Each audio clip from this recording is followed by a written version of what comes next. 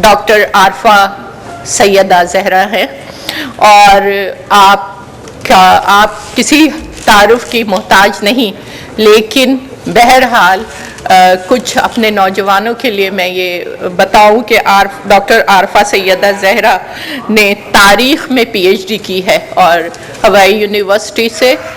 इसके अलावा इन्होंने एशियन स्टडीज़ में मास्टर किया है और उससे कबल उर्दू डिपार्टमेंट से पंजाब यूनिवर्सिटी के उर्दू में मास्टर किया है और जामे पंजाब से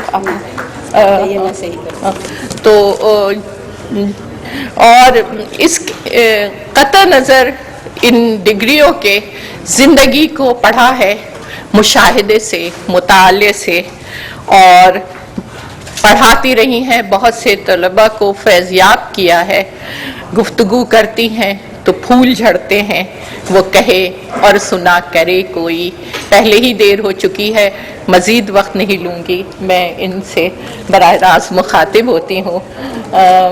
आरफा सैयदा ज़हरा साहिबा, एक तवील सफ़र तय किया है आपने और आज हमारे ऑडियंस के सामने हम बात करने बैठे हैं उस कारगहे शीशागरी पर, जिसका आगाज़ बहुत पहले से होता है। मीर व गालिब से फैज़ व मुनीर तक, मीर अमन से इंतज़ार हुसैन और ज़ाहिदा हिना तक, इस कारगहे शीशागरी में क्या क्या अक्स आपको नज़र आए?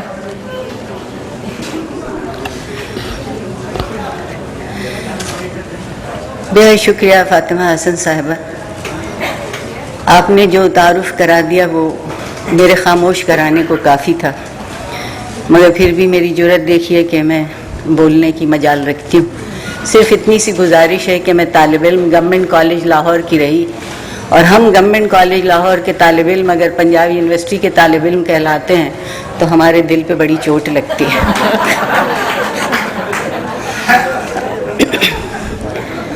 दूसरी गुजारिश उन्होंने ये कही कि सफ़र बहुत लंबा तय किया। उन्हें लंबा लगा, मुझे तो लम्हे लगते हैं। बात इसकी थी कि सफ़र मुझ पर नहीं गुजरा, मैं सफ़र पर गुजरी, इसलिए अरसा बहुत कम लगता है। बेहद ममनून हूँ इस बात की हमेशा कि कराची लिटरेचर फेस्टिवल में या कराची अदबी मेले में बुलाई जाती हूँ, और इस अदबी मेले से पहले मेरी ज़िम्मेदारी ये थी, जो ज़िम्मेदारी यहाँ आपकी है, और वहाँ बड़े बड़े जय्यद लोग मौजूद थे, जिसमें जैसे जस्टिस वजीहुद्दीन अहमद साहब भी मौजूद थे, और बात इसकी थी कि क्या जो हमारी मादरी ज़बान है उसमें तालीम देना चाहिए या नहीं। और हम 4 लोग तो ये कहते थे कि जो इब्तिदाई तालीम है वो मादरी ज़बान में होना चाहिए, ताकि जहन पर कोई नक्श बन सके, आईना शफाफ हो जाए, और उसके बाद फिर ज़बान जिस ज़बान का चाहिएगा उस पर लफ्ज़ लिख लीजिएगा, लिखते चले जाइएगा, कोई उलझन नहीं होगी। हमारा कमाल ये है कि हम आईना कभी शफाफ नहीं करते, अक्स पहले देखना शुरू करते हैं, और फिर यकीनन जो अक्स नज़र आता है वो हमें अच्छा नहीं लगता, और उसकी फिर हम तलाफ़ी ढूंढते हैं, कभी ज़बान के हवाले से, कभी अदब के हवाले से। अब कई सालों से मैं सुनती चली आती हूँ, मैं एक तारुफ अपना छोटा सा और करा दूँ। उर्दू अदब की बहुत मामूली तालिब इल्म हूँ, तारीख़ की उससे मामूली तर हूँ, और ज़िंदगी की सबसे मामूली तालिब इल्म। समझ में अब ये आने लगा कि उर्दू मुश्किल ज़बान है, अल्हम्दुलिल्लाह अंग्रेज़ी आसान हुई, और उसके आसान होने में ये फ़ायदा हुआ कि उसे गलत भी बोलें तो लगता है कि बहुत अच्छी बोल रहे हैं, और उर्दू अच्छी भी बोलें तो मालूम होता है कि समझ में कुछ नहीं आया। अब ये सवाल क्या सिर्फ ज़बान का है या कहीं हमारे अपने ऊपर की कोई बात गुजरी है?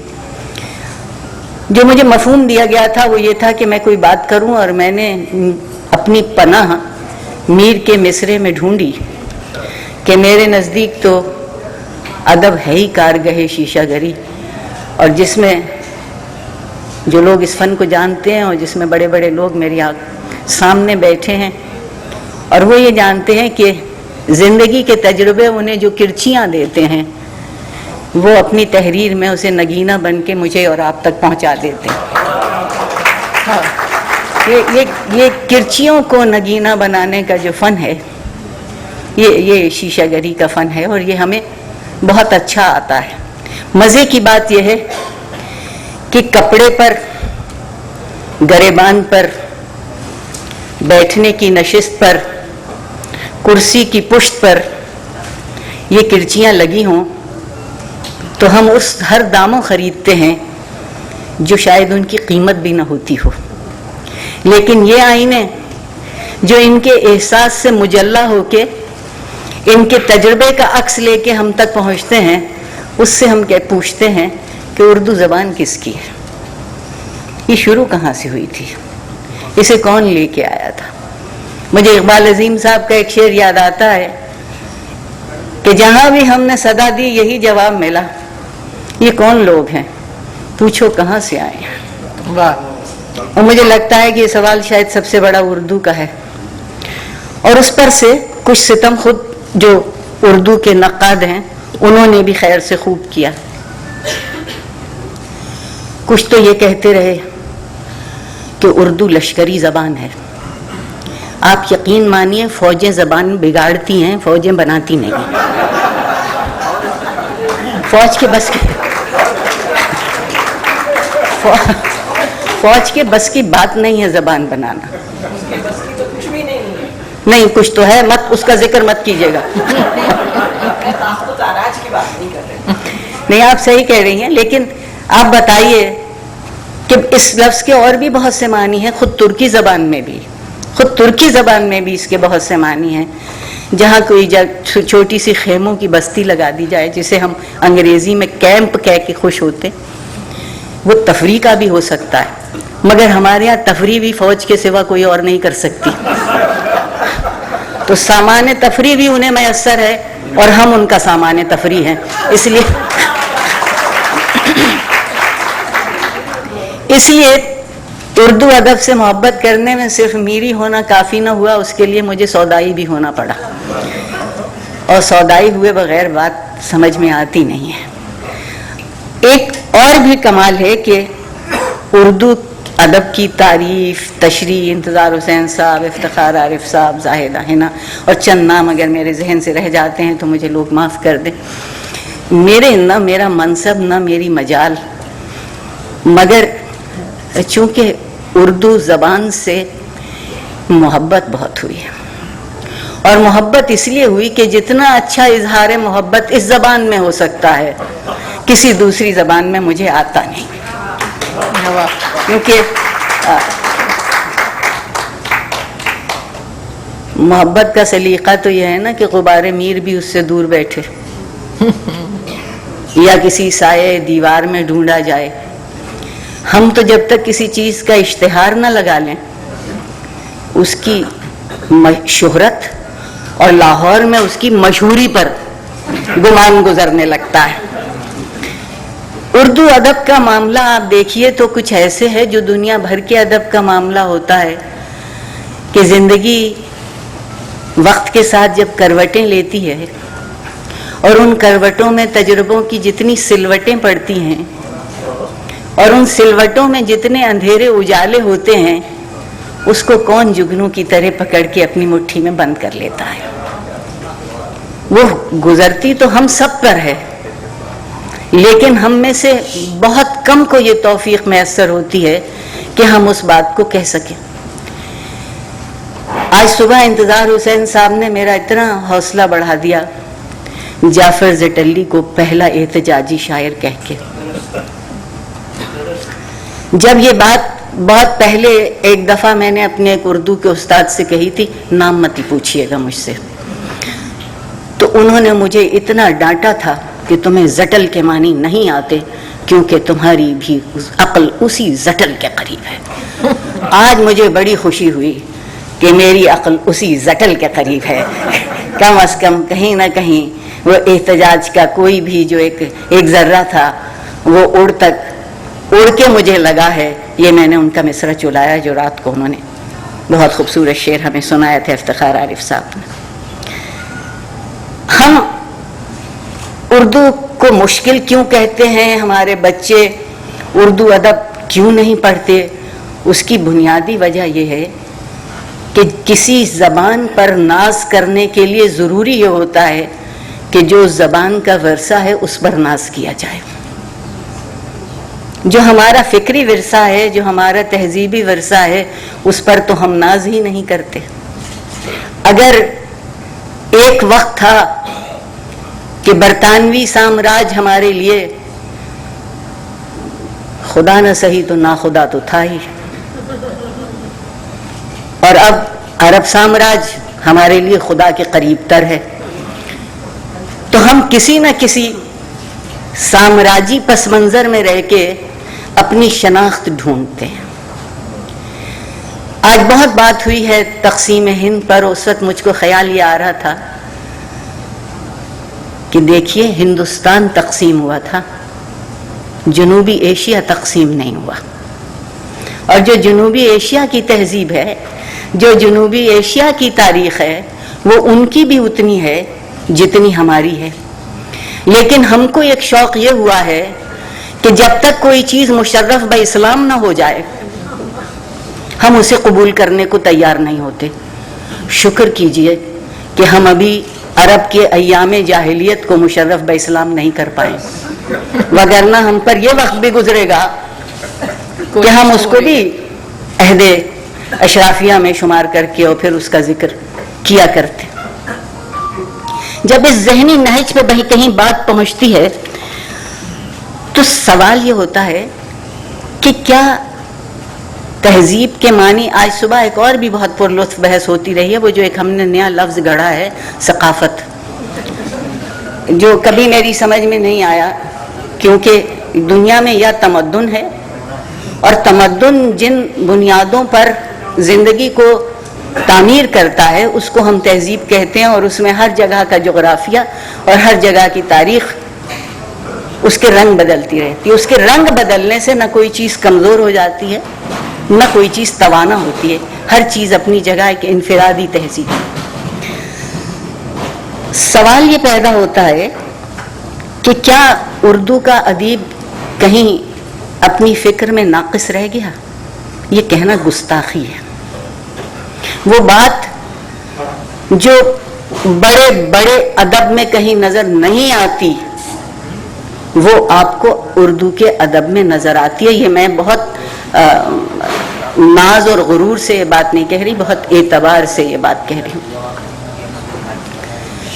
خاموش رہیے گا پھر آپ لوگ. آپ کہانی کا فن دیکھیے. انتظار صاحب میرے سامنے بیٹھے, خدا جانے ان کی کتنی کہانیوں نے مجھے کتنی اور کہانیاں پڑھوا دی, کیونکہ ان کی کہانی کے جتنے حوالے تھے جب میں وہ ڈھونڈنے نکلی تو کبھی انہوں نے مجھے مہاتما بدھ تک پہنچایا, کبھی مندروں کی گھنٹیوں سے الجھایا, کبھی درختوں کی گپھاؤں میں گھسایا, اور تب پتہ چلا کہ غار میں رہنے والا بھی اپنے آپ کو ڈھونڈ رہا تھا. ہم اندھیرے میں تو خود کو ڈھونڈ لیتے تھے, اور آج جب ہم ترقی کی روشنی میں پہنچے ہیں تو ہم آج اپنے آپ کو نہ پہچان پاتے ہیں نہ ڈھونڈ پاتے ہیں. مسئلہ شناخت کا ہے, مسئلہ تشخص کا ہے, اور مستقبل کی تشکیل تو ہمارے بس کی آج تک ہوئی نہیں. ماضی کو تبدیل کرنے کی فکر میں ہے, مسلسل ماضی کو تبدیل کرنے کی فکر میں ہے, کیا ہمارا ہے کیا ہمارا نہیں ہے. آپ دیکھیں گے کہ کچھ تھوڑے سے بے سلیقہ خاندانوں میں کبھی کبھی ورثے پر اس طرح کے تنازع کھڑے ہوتے ہیں کہ ان کے سامنے سلیقے کو اور شرم کو بھی شرم آنے لگتی ہے. ہم بالکل انہی خاندانوں کی طرح سے تاریخی اور تہذیبی ورثے پر لڑتے ہیں. کٹھن تمہارا لفظ ہے, دقت ہمارا لفظ ہے. تمہیں گھبراہٹ ہوتی ہے, ہمیں خلجان ہوتا ہے. تم بھوچکا رہ جاتے ہو, ہم حیران رہ جاتے ہیں. زبانوں کا جغرافیہ ہوتا ہے, اور جغرافیہ صرف ایک ملک کا جغرافیہ نہیں ہوتا. زبانیں ہم سے زیادہ عالی ظرف ہیں، اپنا جغرافیہ زیادہ وسیع رکھتی ہیں، بہت ہم سے زیادہ وسیع رکھتی ہیں. ایک اور کمال ہم نے یہ کیا کہ جب اردو سے خفا ہوئے تو ہم نے سوچا کہ چلو اب ہم جو ہماری اپنے علاقے کی زبانیں ہیں ان کو اپنے تکبر کی کھوٹی پہ ٹانگتے ہیں. پھر ہم نے ان کو اپنی تکبر کی کھوٹی پر ٹانگا اور تب اردو کا قد اور بھی چھوٹا لگنے لگا. بتائیے کس نے کہا کہ اردو شمالی ہندوستان کے لوگوں کی زبان تھی؟ یہ کہاں سے ثابت ہو گیا؟ اور کس نے کہا کہ فوجی جو تھے وہ اتنی شستہ، ایسی محبت کی زبان، اتنی نرم زبان، اتنی خوبصورت زبان بولتے آئے تھے؟ وہ تو بولتے ہیں سیدھا الٹا، آگے پیچھے اوپر نیچے، اس کے آگے کچھ نہیں.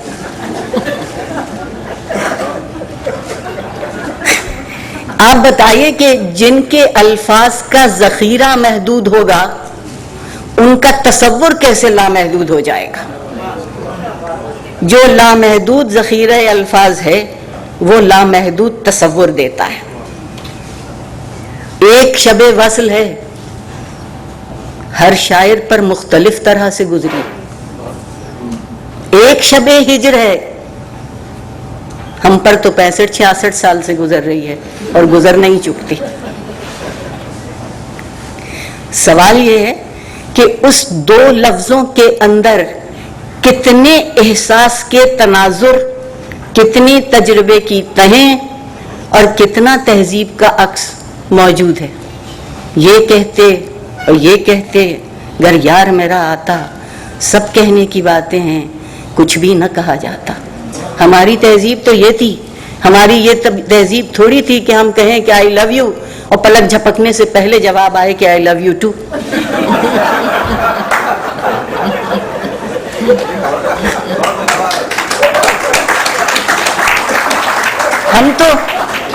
ہم تو یہ سمجھتے تھے کہ جب محبت کا اظہار کر دیتے ہیں تو محبت سبک سر ہو جاتی ہے، جتنا اس کا اخفا کر لیتے ہیں اتنی گراں تر رہتی ہے. جب محبت کا اخفا اسے گراں تر کرتا ہے تو لفظ بھی وہ آئیں گے جو کنایا ہوں گے، جو رمز ہوں گے، جو تشبیہ ہوگی، جو استعارہ ہوگا. سامنے کی بات نہیں ہوگی. سامنے کی بات تو آنکھ دیکھتی ہے، آنکھ کے پیچھے کی بات احساس دیکھتا ہے. اور احساس کو کبھی اس بات کی ضرورت نہیں ہوتی کہ آنکھ اس پر اپنی گواہی کا انگوٹھا لگائے کہ میں نے دیکھ لیا، میں نے یہ جانا کہ گویا یہ بھی میرے دل میں ہے. اور کس نے کہا کہ اردو میں اور اردو شاعری میں صرف محبت کرنے والے ہمیشہ مرتے مٹتے رہتے ہیں؟ غالب کا تنتنا تو اپنی جگہ ہے. میر جیسا نازک مزاج بھی اپنی طبیعت کا جو احساس عزت نفس ہے اس کو ہاتھ سے نہیں جاتا. غالب جب یہ کہے کہ مت پوچھ کہ کیا حال ہے میرا تیرے پیچھے، یہ دیکھ کہ کیا رنگ ہے تیرا میرے آگے. مجھے انگریزی میں ایک ایسا شعر دکھا دیجئے گا، آپ یقین مانیے میں آپ کے غلام ہو جاؤں گی. کوئی ایک اس طرز کی بات بتا دیجئے گا تو سمجھ میں آ جائے گی بات. میر یہ کہتا ہے ایک شعر میں کہ دل کی ویرانی کا کیا مذکور ہے، یہ نگر 100 مرتبہ لوٹا گیا. اور میری جیسے اردو کی استانی شاگردوں سے کہتی ہیں کہ شاعر اس شعر میں کہتا ہے کہ اے میرے محبوب، تو نے ہمیشہ مجھ سے بے وفائی کی ہے، ہمیشہ بے رخی کی ہے، تو میرا کیا ہے؟ ایک دفعہ نہ صحیح 100 دفعہ لٹتے رہے. میر جسے میں دنیا کے بڑے شاعروں میں سمجھتی ہوں، میری کیا مجال کے سمجھوں، بڑے شاعر انہیں دنیا کے بڑے شاعروں میں سمجھتے ہیں. وہ ایسا بے وقوف آدمی تھا کہ ایسے ہی تجربے کو 100 دفعہ کہتا گیا اور پھر ایک شعر لکھ کے بھی چلا گیا. ہاں، جب دل اور دلی ایک ہو جائیں اور کبھی جاٹ لوٹیں، کبھی نادر شاہ دندناتے آئیں، کبھی کوئی راتوں کو اچکا لوٹ کے لے جائے تو پھر جو دلی پہ گزرتی ہے وہ دل پہ گزرتی ہے، اور جو دل پہ گزرتی ہے وہ دلی پہ گزرتی ہے۔ تاریخ ایسے لکھتے ہیں۔ ہم تو تاریخ لکھتے ہیں سپہ سالاروں کی، ہم نے آج تک انسانوں کی تاریخ نہیں لکھی تو احساس کی تاریخ کیا لکھیں گے؟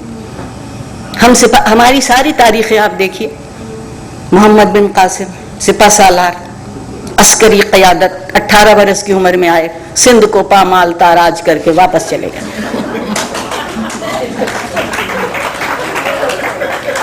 جناب محمود غزنوی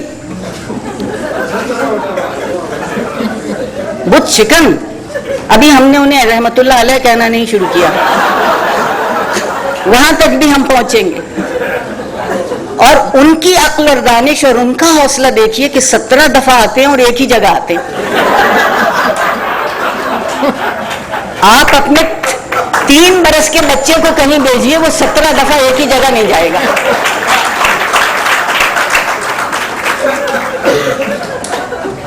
وہ سومناتھ کے بت تو کم تھے، وہ سارے چڑھاوے تھے جو ہندوؤں کی مذہبی روایت میں سونے کی صورت میں، جواہرات کی صورت میں ہر سال کا چڑھاوا چڑھتا ہے۔ تو وہ چڑھاوا جو کسی نے اپنے خدا پہ چڑھایا تھا وہ ہم خدا کے نام پہ لوٹ کے لے گئے۔ یہ ہماری برداشت کا عالم ہے، یہ ہماری رواداری ہے، اور یہ اسلام ہمیں سبق سکھاتا ہے۔ لیکن اس شخص کا ایک کمال ہے، میں اس کا اعتراف کرتی ہوں، بامیان کا بت اس نے نہیں توڑا تھا، اس نے سارے بت توڑے، بدھ کے بت کو ہاتھ نہیں لگایا تھا۔ ہاں، وہ اس کے لیے جو بھی وجہ ہوگی، اس کے لیے ہمیں طالبان چاہیے تھے، اور وہ طالبان سب سے پہلے جس بت کو توڑ رہے ہیں وہ تہذیب کا بت ہے، جو میرے اور آپ کی نسلوں نے، جو خون میرے اور آپ کی رگوں میں گردش کرتا ہے، اس کی بدولت پر وہ بت بنایا۔ اور آپ دیکھیے کہ زبان سے ہم نے کیا کیا پلٹا کھایا ہے۔ ہم اچھے بھلے خدا حافظ کہتے تھے اور خوش ہوتے تھے اور مطمئن رہتے تھے کہ ہم نے سپرد کر دیا اس کو، اس کے سوائے غالب کے، کہ اس سے وہ بھی نہیں سونپا جاتا تھا اس کو۔ لیکن اب ہم اللہ حافظ کہتے ہیں، گویا کہیں اب ذہن میں خدا کوئی اور ہے اور اللہ کوئی اور ہے، اور مجھے یقین ہے کہ گولی میرا انتظار کرتی ہوگی۔ تو پہلا شرک تو یہی ہو گیا، اگر اللہ کوئی اور ہے اور خدا کوئی اور ہے تو وحدانیت پر تو زد پڑ گئی نا۔ ادب جس وحدانیت کی بات کرتا ہے اس وحدانیت میں یک رنگی نہیں ہوتی، وہ ہمہ رنگی میں ایک ایسی ریشم کی ڈوری بنتا ہے جس کو بڑے بڑے زور لگانے والے توڑنا چاہتے رہے اور وہ توڑ نہیں سکے، اس لیے کہ وہ ریشم کی ڈوری میرے اور آپ کے احساس کی ڈوری سے جڑی ہے، اور وہ احساس ہمارا کہاں سے آ گیا؟ اب یہ کوئی ابا کی میراث تو تھی نہیں کہ بیٹوں کو 2/3 اور بیٹیوں کو 1/3 ملے۔ یہ احساس کہاں سے آیا؟ اس کی بنیاد 2 ہوتی ہے، یا تجربہ یا مشاہدہ۔ اگر دل کا دروازہ بھی بند کر لیں اور آنکھیں بھی بوند لیں اور پھر کہیں زبان بھی اچھی نہیں، لفظ بھی بہت مشکل ہیں، خیال بھی سمجھ میں نہیں آتا، انگریزی کیا اچھی زبان ہے کہ I love you and I love you too، معاملہ جھٹ پٹ نبٹتا رہتا ہے۔ ہم تو سمجھتے ہیں کہ زندگی سے ہمارا وہ معاملہ ہے جو موت تک نہیں نبٹتا، کسی طرح سے بھی گزرے، تلخ گزرے تو کیا اور شیریں گزرے تو کیا، جو مجھ پر گزر رہا ہے وہ بہت قیمتی ہے، وہ ارزاں نہیں ہے، اس میں میری ذات شامل ہے، میری زندگی کا ہر لمحہ شامل ہے۔ آج جو بہت سے نوجوان میرے سامنے بیٹھے ہیں اور جو ادب کا مطالعہ نہیں کرتے ہوں گے، اس کی بنیادی وجہ یہ ہے کہ وحی کی طرح نہیں اترتا ادب، اور فتوے کی طرح صادر نہیں ہوتا۔ ادب کے لیے تو بڑی محنت کرنا پڑتی ہے، लफ्जों के जिगर में उतरना पड़ता है, और तब खूने जिगर से कहीं नक्श मुकम्मल होते हैं, यह अल्लामा इकबाल भी कह गए थे। अब सवाल इसका है कि हमने जबान की तौकीर भी कुछ गदागरी की सूरत में सामने रखी है। जैसे जब गदागर हमारे बहुत पीछे पड़ता है तो हम उसके चंद सिक्के उसके प्याले में या उसके हाथ पे डाल देते हैं, इसी तरह ये जबान जब हमारे पीछे बहुत पड़ती है तो हम चंद लफ्ज उसके कासे में भी डाल देते हैं। जबान पर तौकीर वही करेगा, अपने इजहार पे तौकीर वही करेगा जिसके अंदर ख्याल और फिक्र की कुव्वत मौजूद है। जिसके पास फिक्र और ख्याल की कुव्वत मौजूद नहीं, वो इजहार पे नाज कहाँ से लाएगा। और जो उधार का इजहार लेकर आते हैं वो न सोचते हैं न समझते हैं, उनकी जिंदगी उधार पर गुजरती है, गिरवी रहते हैं, चाहे किसी के हाथ रहते हों, IMF के हो जाएं, वर्ल्ड बैंक के हों, और कुछ न हो तो जरदारी साहब के ही हो जाएं। हमेशा किसी न किसी जरदार के हम गिरवी रहते हैं। आज तक हम किसी दिलदार के भी गिरवी हुए हैं। और जबान जितनी दिलदार है, जिस तरह से हर जख्म का मरहम लेकर आती है, वो किसी दूसरे की बात नहीं होती। मैंने पहले अर्ज किया था कि मसला शनाख्त का है, और शनाख्त की कोई सिनफ नहीं होती कि गज़ल हो तो शनाख्त हो जाएगी, और रुबाई हो तो शनाख्त हो जाएगी, मसनवी हो तो शनाख्त हो जाएगी, अफसाना हो तो शनाख्त हो जाएगा, आग का दरिया हो तो शनाख्त हो जाएगी। आग का दरिया लिखने वाली को खुद आग का दरिया पैर के जाना पड़ा। नॉवल तो वो लिख दिया कि जिसके पढ़ने को एक तारीख पढ़नी चाहिए, जो उस तारीख को नहीं जानता वो उसको यकीनन हिंदू परस्ती, भारत परस्ती, कुफ्र की निशानियां, इस्लाम से दूरी। एक तो मेरी समझ में ये नहीं आता कि पाकिस्तान इस्लाम का इतना मजबूत किला है, मगर सबसे जल्दी दरार इस्लाम में पड़ती है। अभी तक हम इसकी मजबूती के भी कायल नहीं हो पाए हैं, और इसलिए कायल नहीं हो पाए हैं कि सिर्फ ये भी कौल की हद तक है। अगर अमल की हद तक होता तो कब के कायल हो चुके होते। हमने भी इसके लिए भी एक सूरत गरी की ये सूरत निकाली है कि कहीं ना कहीं से बात करते चले जाएं। जाहिदा है ना, अफसाना लिखती हैं। कुछ अफसाने ऐसे हैं जिन्हें आप भूलना चाहें नहीं भुला पाते। सोते से आंख खुलती है तो उनके कुछ जुमले आपको याद आते हैं। मुझे इसके लिए शिकायत इंतजार हुसैन साहब से भी बहुत है।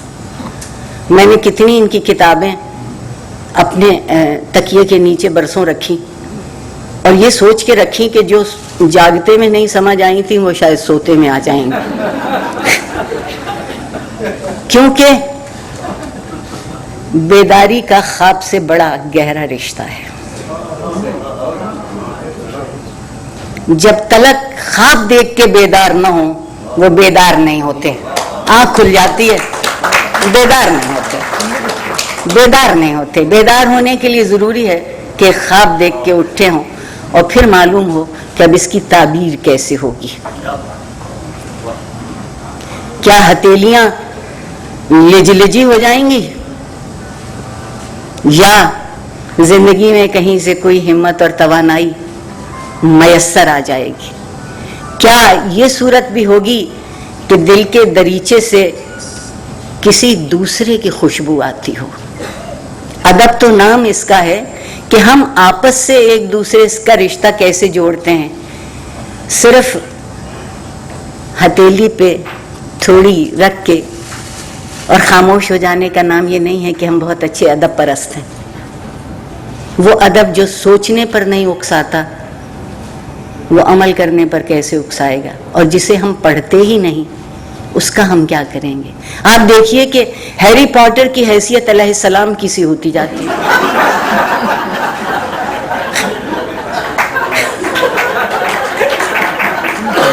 लेकिन जो हमारा अपना अफसानवी अदब है, और जिसमें ख्याल कहाँ कहाँ नहीं जाता, اور اب تو یہ پتہ چلتا ہے کہ جہاں جہاں خیال جاتا تھا وہ واقعی دنیا کے جغرافیے میں جگہ موجود ہیں، اور اس میں کچھ ایسا عالم نہیں تھا کہ جو ناممکن ہوتا ہو، مگر اس کو ہم پڑھنے کی کوشش نہیں کرتے۔ کیوں ہماری سمجھ میں ہیری پاٹر، ہمارے بچوں سے آپ کہیے ایسا فرفر سناتے ہیں کہ اتنا اچھا اسکول کا سبق نہیں سنائیں گے آپ کو۔ اس کی بنیادی وجہ یہ ہے کہ جو زبان ان کو سکھائی گئی اس نے وہ تصور ان پہ واضح کیا۔ ہم نے آج تک اپنے بچے کا تصور ہی واضح نہیں کیا ہے، وہی شفاف۔ آئینہ دل کو تو مصفح کر لیجئے، تصویر تو بعد میں بنے گی۔ اور جو لفظوں سے تصویر بناتے ہیں ان کی کاریگری کا سوائے کارگہ شیشہ گری کے میں کوئی دوسرا نام نہیں دے سکتی تھی۔ کتنی گنجائش ہو آپ بولتی رہیں۔ نہیں، اب ایسا بھی نہیں کہ میں بولتی رہوں۔ نہیں، آپ بہت خوبصورت گفتگو کر رہی ہیں، ہم انٹرپٹ نہیں کرنا چاہتے، حالانکہ سوالات آئیں گے اور سوالات نہیں، میں اس لیے کہ جو مجھ پر وہاں گزری ہے وہ کسی اور پر نہ گزر رہی ہو، کیونکہ ہر لمحے کے بعد ایک ہرکارا میرے پیچھے کھڑا تھا، چلیے وقت ہو رہا ہے۔ میں کہا حضور یہ آپ نے 4:35 پہ شروع کیا اور اس کو میں 5 بجے کیسے ختم کروں؟ آخر یہاں بھی تو کچھ منہ دکھانا ہے۔ وہ پھر اردو ادب میرے یہ جو تھوڑی سی رواداری، تھوڑی سی تہذیب، تھوڑی سی، تو آپ کی دشنام مجھے قبول تھی، آپ کی دشنام مجھے قبول تھی، ان کی دل آزاری مجھے قبول نہ تھی کہ اس دشنام کا نشانہ تو میں ہوتی، لیکن اس دل آزاری کا نشانہ بہت سے لوگ ہوتے۔ میں اردو ادب کی جو ایک بہت معمولی طالب علم ہوں، پڑھنے کا ایک شوق ہے، اور اس میں اپنے والدین کی سب سے پہلے ممنون ہوں، اپنے ماں اور باپ دونوں کی۔ انہوں نے میرے پڑھنے کو بڑا بڑھاوا دیا، اور اس کے بعد جتنے استاد ملتے گئے انہوں نے بھی، بلکہ کچھ استاد تو ایسے بھی ملے کہ جنہوں نے کہا تھا کہ افسانہ اور غزل پڑھتی رہ جائیے گا، امتحان میں فیل ہو جائیں گے۔ لیکن فیل نہیں ہوئے، کسی طرح سے عزت اور آبرو رہ گئی۔ میں اردو ادب کے حوالے سے ایک بات اور کہنا چاہتی ہوں، ایسا نہیں ہے کہ لکھا نہیں جا رہا، ایسا نہیں ہے۔ بہت سے لوگ یہ کہتے ہیں جی اچھا افسانہ نہیں لکھا جا رہا، اچھی غزل نہیں لکھی جا رہی۔ حضور جو آپ کے علم میں نہیں ہے اس کا مطلب ہے وہ ہے ہی نہیں۔ سوال تو اس کا ہے کہ ہم کتنا پہچان رہے ہیں، کتنا جان رہے ہیں۔ اچھا بچہ اردو کی کتاب کیوں نہیں خریدتا؟ آکسفورڈ یونیورسٹی پریس کی کتابوں کو چھوڑ دیجئے، بچے کو کتاب کا لمس سب سے پہلے اچھا لگتا ہے، کاغذ چکنا ہو، تصویریں رنگین ہوں، اچھی ہوں، خوبصورت ہوں، وہ کہتا ہے مجھے یہ کتاب چاہیے۔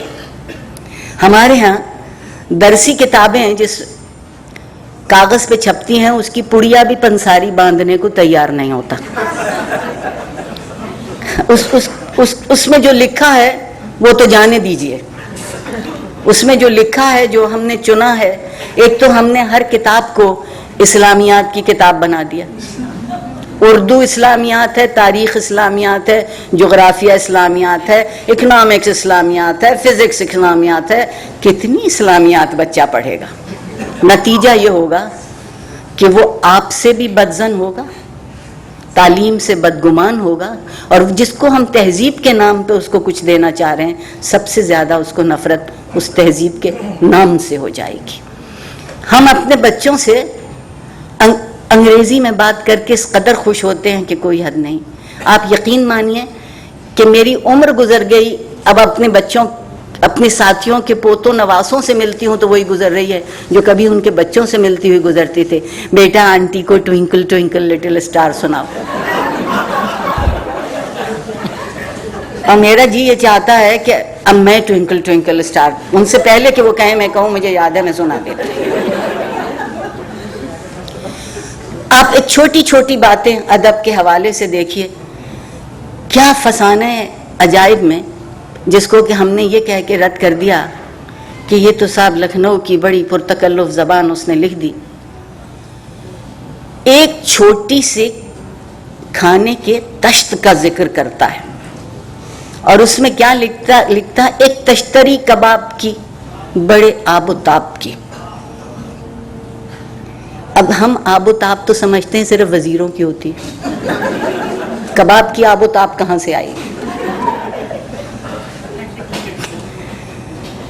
آب تو آبرو، نظر کیا آتا ہے، دیکھتے کیا ہے، اور تاب وہ ہے کہ حوصلہ بھی ہے کباب کھانے کا. اب ہمارے ہاں حوصلہ کم ہے، کباب زیادہ ہے.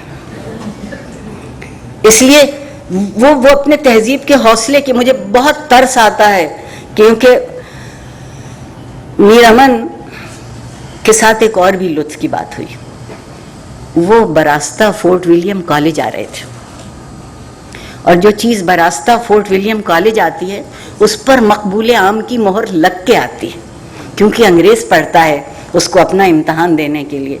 Fasana Ajaib fort William college کے راستے سے نہیں آ رہی تھی. وہ لکھنؤ کی گلیوں میں گھوم کے ان پھولوں کی خوشبو سونگھ کر، اس کھانے کی آب و تاب دیکھ کر آتی تھی. ہم اس سے واقف ہی نہیں تھے تو ہماری سمجھ میں کیا آتا، گو کہ ہماری سمجھ میں باغ و بہار بھی نہیں آتی. اور وہ اس لیے نہیں آتی کہ وہ کیسے لوگ تھے جو ایسے زندہ رہتے تھے. اچھا وہ کیسے لوگ تھے جو ہیری پوٹر میں زندہ رہتے ہیں؟ وہ کیسے لوگ تھے؟ ان کے لیے بھی تو پوچھیے. ہر زمانے کی اپنی ایک تہذیب ہوتی ہے، اور میرے نزدیک وہ تہذیب مقتدر ہوتی ہے، موقر ہوتی ہے، وہ توقیر کے قابل ہے. تجربہ اگر ہمارے رہنے سہنے کے طریقوں کو بدلتا ہے تو اس سے پچھلے طریقوں پر کوئی زد نہیں پڑتی. کل تلک ہم کہتے تھے کہ دسترخوان سج گیا ہے، دسترخوان چن دیا گیا ہے. مجھے قاسم جعفری صاحب کے دادا کی بات یاد آتی ہے کہ ان سے کسی نے کہا کہ بابا آئیے دسترخوان لگ گیا. انہوں نے کہا جوتے لگائے جاتے ہیں، دسترخوان چنا جاتا ہے.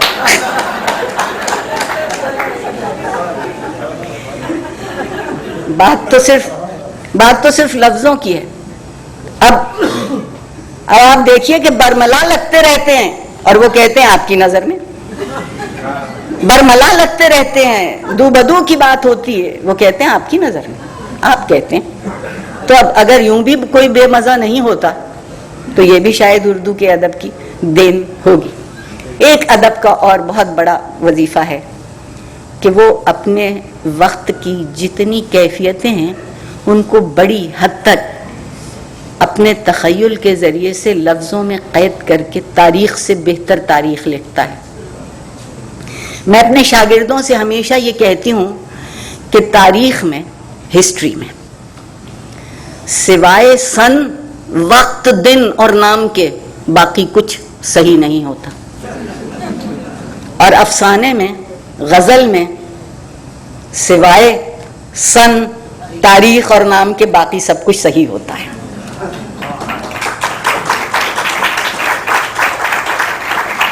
آپ بھلا دیکھیے، اب میں ضرور بالکل سوئے دار جانے کو ہوں. اورنگزیب عالمگیر رحمت اللہ علیہ، میں تاریخ کو بھی ادب میں شمار کرتی ہوں. وہ کیسے رحمت اللہ علیہ ہو گئے؟ باپ کو قید کیا رحمت اللہ علیہ.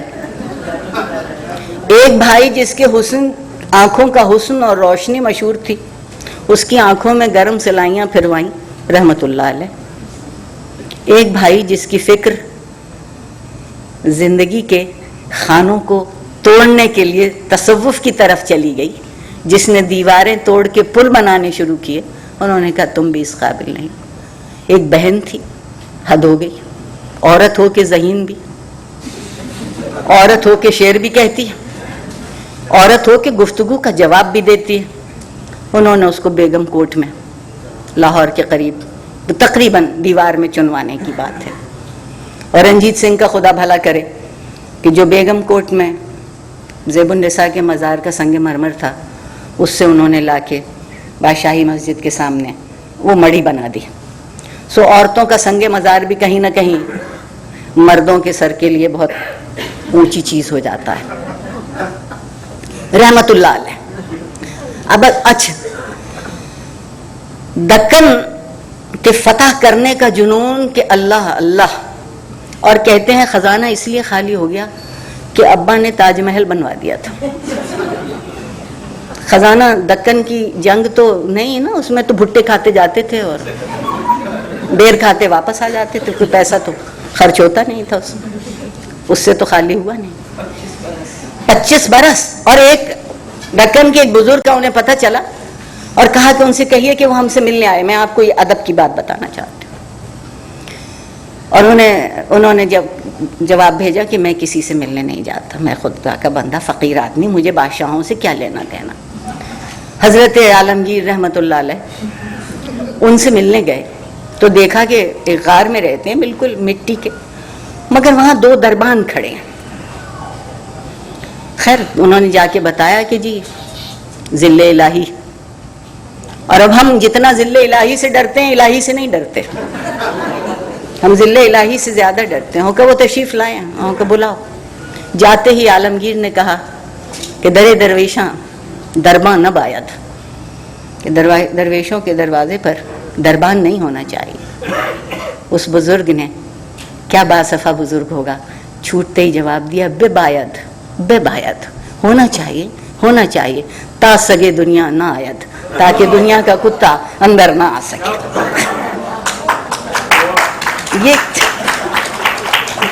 ये तहजीब बजाते खुद फिक्र की और एहसास की और अखलाक की और बर्ताव की और हुस्न अमल का, मैं इसको अदब कहती हूँ। अगर अफसाना लिखा तो अदब नहीं, बात कह दी तो भी बड़ा अदब है। जब अपने तालिब इल्मी के ज़माने में इंडिया ऑफिस पढ़ने गई, और इफ्तिखार साहब ने वो ज़रूर देखा होगा, तो शाहजहां के हाथ की लिखी हुई एक अर्जी मौजूद है, जनाब आलमगीर जहाँ पनाह ज़िल्ले इलाही शहंशाह, और मुझे वो तमाम अलक़ाब भूल गए उनके नाम। उसमें ये लिखा था कि मुझे तुमने क़ैद में रखा है तो मुझे बच्चों को पढ़ाने की इजाज़त दे दी जाए। उस पर जनाब रहमतुल्लाह अलैह के हाथ का लिखा हुआ मौजूद है, ताजशाही रफ्त पूरे बादशाही न रफ्त, बादशाही चली गई। यानी उनको उस्ताद भी बादशाह नजर आता है। देखिए तो सही कि मेरा क्या मनसब है। और मैं उर्दू अदब की तालिब इल्म बड़ी मोहब्बत और शऊरी तौर पर बनी थी। मेरी बड़ी मोहतरम उस्ताद, मैं उन्हें अपना मुर्शिद कहती हूँ, मिसेस सिराजुद्दीन, उन्होंने मुझसे कहा था कि आरिफा अगर एमए करोगी तो अंग्रेज़ी में एमए करोगी, वरना किसी दूसरे मजमून में एमए नहीं करने दूंगी। जब दाखिले का वक्त आया तो जाके उनके घुटने पकड़े, पैर छुए और कहा, देखिए हुजूर, ये एक ज़िंदगी भर के तसव्वुर का मामला है, आप मुझे शर्मिंदा करवा देंगी। कहने लगी, अंग्रेज़ी में एमए करके कोई शर्मिंदा होता है? मैंने कहा नहीं, उर्दू में न करने से मैं शर्मिंदा हो जाऊंगी कि लोग समझेंगे कि मैं भी उनमें से निकल गई जिन्हें अपनी ज़बान, अपनी तहजीब, अपने विरसे पर कोई एतबार नहीं था। और मैं इसे जानना चाहती थी, मैं इसे जानना चाहती थी। जान तो आज तक भी नहीं पाई, पर तारुफ तो हो गया ना, थोड़ा सा तारुफ तो हो गया थोड़ा सा। और उस तारुफ ने मुझे ये मजाल दी कि मैं यहाँ आऊँ और आपके सामने बात कर सकूँ। उर्दू अदब मफलूकुल हाल अदब नहीं है। दुनिया का कोई अदब मफलूकुल हाल नहीं होता, वो चाहे कितनी छोटी जबान का अदब क्यों ना हो। फलाकत तो लोगों की होती है, इजहार की नहीं होती। हमारी कुव्वत इजहार मिट गई तो उसमें उर्दू का क्या कसूर है। जिनके पास मैसर है वो आज भी लिखते हैं, सोचने का सामान भी मुहैया करते हैं, कुछ निशाते आरजू भी है, कुछ तवक्को भी है, उम्मीद बहार भी है। खज़ां के पत्ते झड़ते हैं तो हम सोचते हैं कि यार के नामे चले आते हैं। और मैंने नहीं कहा, फैज साहब की बात है, ये फैज साहब की बात है। तो जब कोई ऐसा तहजीबी सरमाया मौजूद हो जो खज़ां के पत्तों को नामे यार समझे, वहाँ उलझन की क्या ज़रूरत है? वहाँ तो सुलझन ही सुलझन होना चाहिए। ये तासुबात की मूशगाफियाँ तो हमने, आप देखिएगा कि हमारे यहाँ मुस्लिम लीग अलिफ से लेके मुस्लिम लीग ये तक है। अब अगर कोई नया सियासी ग्रोह बनता है तो अलिफ मदा होगा, मुस्लिम लीग अलिफ मदा, फिर मुस्लिम लीग बे मद, फिर वो क्या, अब एक सिलसिला खत्म हुआ तो दूसरा सिलसिला। दुनिया के मुहज्जब जहन इस बात की तलाश में होते हैं कि वो जमा हो, एक जगह हो, मुत्तहिद हो, एक से हों, बर्दाश्त कर सकते हों, इख्तिलाफ को भूल सकते हों, मोहब्बत कर सकते हों, तो वो तहजीब याफ्ता कहलाते हैं। हम इस फिक्र में हैं کہ کتنی قاشوں میں خود کو کاٹیں اور خود کو کتنا علیحدہ کریں اور پھر یہ کہیں کہ دیکھو ہم تم سے الگ ہیں, تمہارا قد 5 فٹ 2 انچ ہے, میں 5 فٹ 4 انچ ہوں. اس لیے یہ قد برابر نہیں. قد جسم کا نہیں ہوتا, قد فکر کا ہوتا ہے. خدا کے لیے فکر کے اس قد کو چھوٹا مت کیجیے. جہاں انتظار حسین صاحب موجود ہوں, زاہدہ حنا ہوں, افتخار عارف ہوں, بڑے بڑے ذہن, اور جن کے وہ جوش صاحب سے ضیاء محی الدین نے پوچھا تھا کہ اردو آپ کے گھر کی لونڈی ہے, تو ضیاء محی الدین نے, انہوں نے کہا جوش صاحب نے کہ اردو ہمارے گھر کی لونڈی ہے, تو انہوں نے کہا آپ اس سے سلوک بھی لونڈیوں کا سا کرتے. یہ وہ لوگ ہیں کہ اردو ان کے گھر کی ملکہ ہے, خزانے ہیں, یہ ہیرے لٹاتے ہیں, یہ ہیرے لٹاتے ہیں. شرط یہ ہے کہ کوئی چننے والا بھی تو ہو, کوئی دیکھنے والا بھی تو ہو. ہم, عجیب بات ہے, کرچیاں چنتے رہتے ہیں, نگینے ٹھکراتے رہتے ہیں. بڑی نوازشات کی, بے حد شکریہ.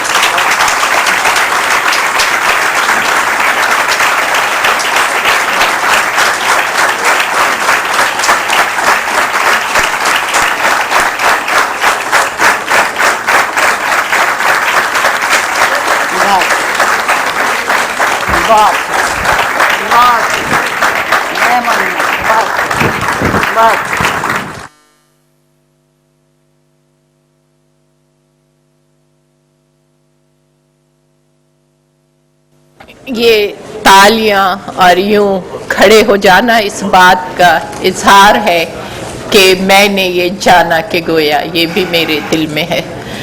تو ایک طرف تقریر کی لذت, دوسری طرف اتنا سچا اظہار, اور پھر وہی شائستگی اور تہذیب.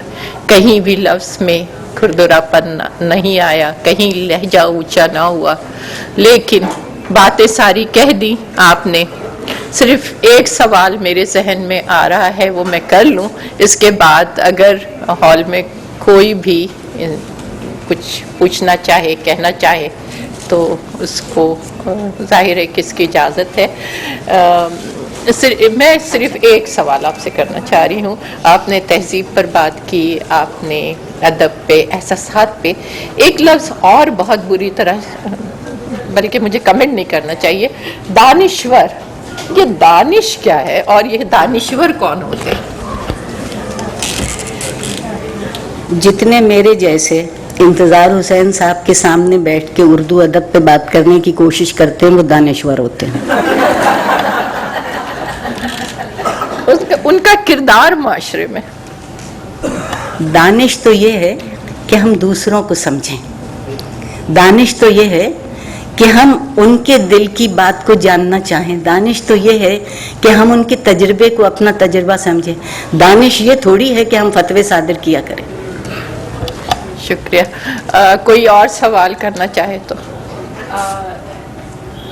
میم آپ سے پہلے یہاں جو سیشن تھا اس میں مس جیسمین منظور موجود تھی, اور آپ جانتی ہوں جی جی جی, اور کاش ایسا ہو کہ کبھی وہ آپ کو اپنے پروگرام میں بلائیں. جاؤں گی ضرور. کچھ آپ ان کو سکھائیں. نہیں, دیکھیے, پہلی بات تو یہ کہ نام لے کر کسی کا ذکر مت کیجیے. میں نے صرف چند نام وہ لیے ہیں جو یا میرے سامنے ہیں, اور یا وہ میرے نام لیے ہیں جو تاریخ کے سامنے ہیں, جنہیں کوئی مٹا نہیں سکے گا. جی بھی آپ کا سوال. مائک کہاں ہے؟ اور کوئی والنٹیئر ہے تو پانی لے آئے پلیز. آپ آگے آ کے بول لیجئے, اور سب کی طرف منہ کر کے کہہ دیجئے میں آپ کی بات سن لوں گی. آپ نے بہت اچھا بولا, مجھے بہت پسند آیا. اور آپ سے میرا بس ایک سوال ہے کہ جو میرا اسکول ہے اس میں میں نے پاکستان اسٹڈیز کے سبجیکٹ میں پڑھا تھا کہ اردو ایک لشکری زبان ہے کیونکہ وہ کئی زبانوں کے مرکب سے بنی ہے, جو اس بات کا جواز پیش کرتی ہے کہ آج کل جو انگلش کے بہت سارے الفاظ استعمال ہوتے ہیں وہ اردو کا حصہ بن سکیں. تو آپ نے جو کچھ بولا اس سے مجھے لگا کہ آپ اس سے اتفاق نہیں کرتی.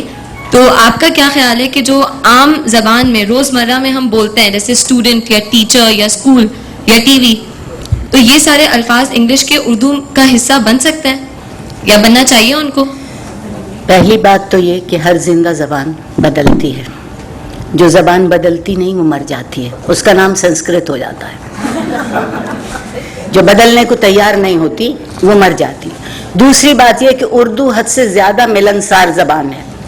लालटेन बोल सकते हैं, माचिस बोल सकते हैं, ट्रेन बोल सकते हैं, रेल बोल सकते हैं, तो हमें टीवी कहने में क्या हर्ज है। जिस वक्त उर्दू बन रही थी उस वक्त टीवी था नहीं, जब टीवी आया तो हर्ज नहीं कि हम उसका लफ्ज ले लें। मैं ये कहने को बात नहीं हूं कि आप ये कहें क्लास में देर में पहुंचे और कहें कि बाइस ताखीर तकातुर अमतार था, और वो आप ये भी कह दीजिए कि बारिश की वजह से देर हो गई बहुत। और मैं इस बात को कहीं नहीं मानती कि उर्दू लश्करी जबान है। ये बड़ी तोहमत उर्दू जैसी नाजुक मिजाज नफीस तबा जबान पर ये इल्जाम।